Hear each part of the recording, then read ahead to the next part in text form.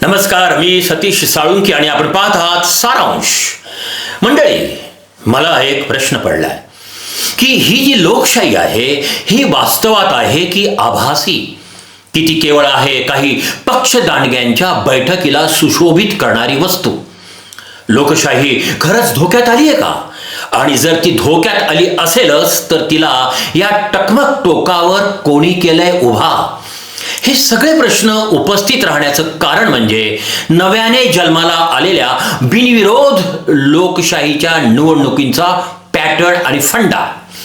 बिनविरोध निवडणूक हा प्रकार आहे संसदीय लोकशाहीच्या समोर प्रश्न उपस्थित करणारा, हजारो मतदारांना मतदानापासून वंचित ठेवणाऱ्या, मतदारांना कसवटाप्रमाणे बाजूला फेकणारा हा खेळ आहे पैशाचा, गुंडगिरीचा, सत्तेच्या माजाचा आणि दहशतीचाही. जो पॅटर्न नगरपालिकांच्या निवडणुकीमध्ये राबवला गेला, आता तोच पॅटर्न महानगरपालिकेत राबवला जातोय.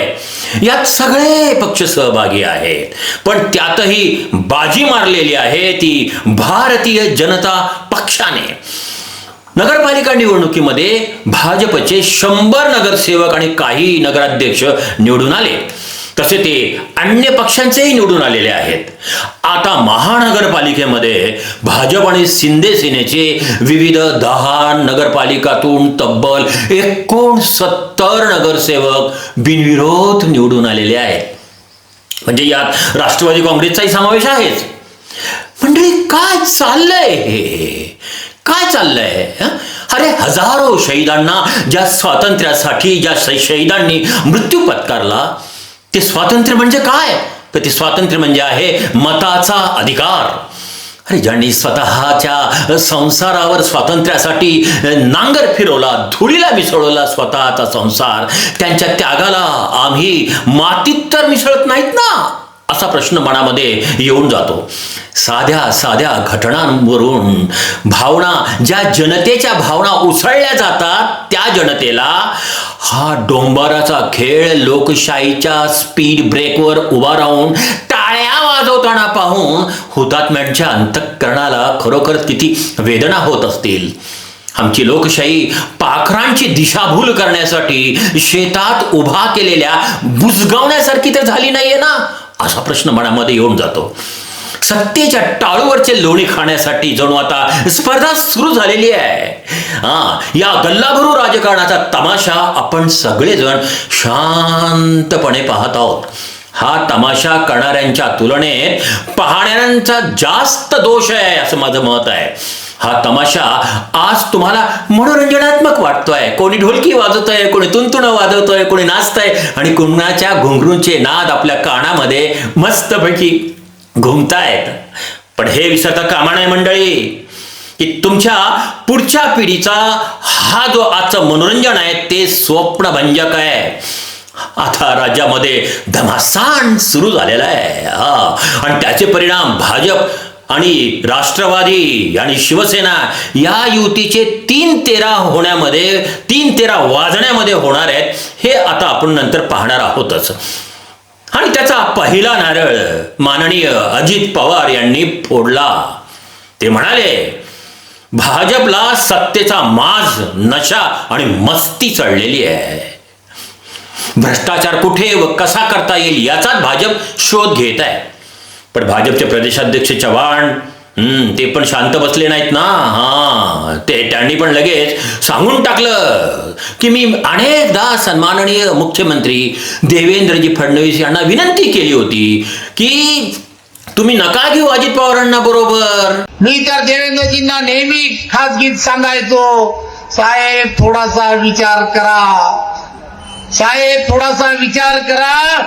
मात्र प्रदेशाध्यक्ष चव्हाण यांची ही विनंती फडणवीस यांनी नया है या म्हणूनच कदाचित दुर्लक्षित केलेली असावी. अजित पवारांनी महाराष्ट्र नव्हे तर देशाच्या राजकारणातल्या न्हाणी घरातले, ज्याला उर्दूमध्ये हमाम म्हणतात, त्यातले सत्य सांगूनच टाकलं. तुम्हाला माहिती आहे माझ्यावर 70,000 कोटीचा भ्रष्टाचाराचा आरोप झाला ना. ज्यांनी केलं त्या सगळ्यांच्या बरोबर मी सरकारमध्ये आहे का? बरोबर आहे हो. अहो दादांवर 70,000 कोटीच्या भ्रष्टाचाराचा आरोप करणारे आज त्यांच्याच मांडीला मांडी लावून बसलेत की नाही? आदरणीय छगन भुजबळ आहेत, आदरणीय संजय राठोड आहेत, हे सगळे सन्माननीय मंत्री आहेतच ना मंत्रिमंडळामध्ये. आणि त्याचं कारण काय? तर अजून कोणावरही आरोप सिद्ध झालेले नाहीत. बरोबर आहे ना? हो, शेवटी हे कायद्याचं राज्य आहे ना, नाही का? विविध बिनविरोध पॅटर्न मध्ये भाजपने पहिला नंबर पटकावलाय नेहमीप्रमाणे. भाजपचे 44 तर शिंदे सेनेचे 22 नगरसेवक बिनविरोध निवडून आलेले आहेत. म्हणजे अर्थात ही त्या पक्षाची आणि उमेदवारांची जी प्रचंड लोकप्रियता आहे त्याचाही हा परिणाम असू शकेल.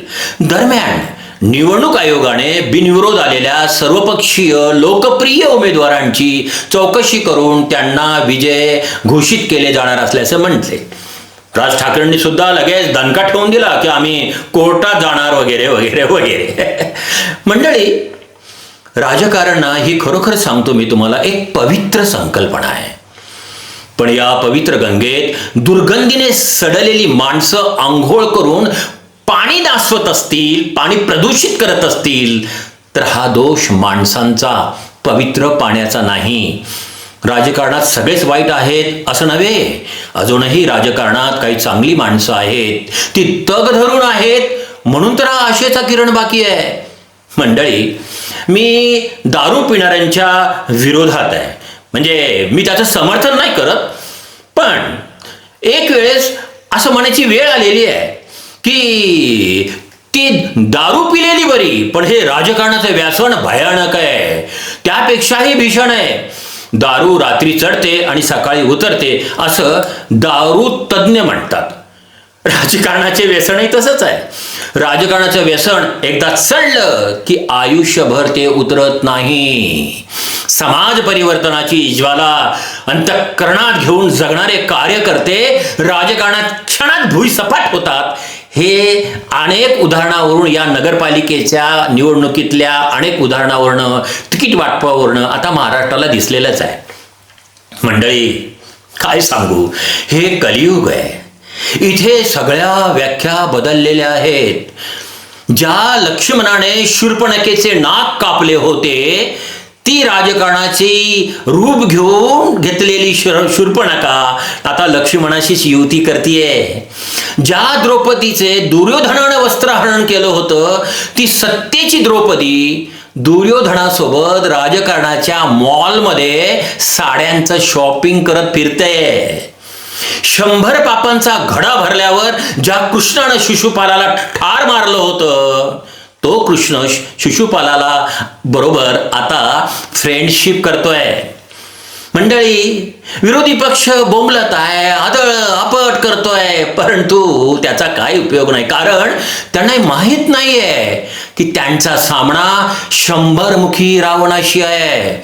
आणि या रावणाचा जीव त्याच्या हृदयात नव्हे तर त्याच्या दृष्टीत आहे.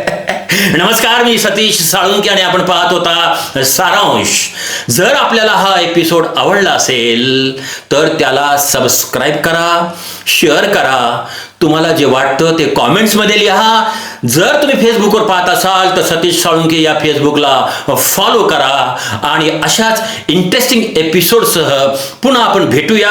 सत्य बोलण्यासाठी, तुमच्या मनातलं निर्भीडपणे व्यक्त करण्यासाठी या चॅनलला सबस्क्राईब करून प्रोत्साहन द्या. सारांशला पुन्हा भेटूया एका नव्या इंटरेस्टिंग व्हिडिओसह. तोपर्यंत नमस्कार, राम राम, अस्सलाम वालेकुम, जय भीम. भेटूया आणि पाहत रहा सारांश.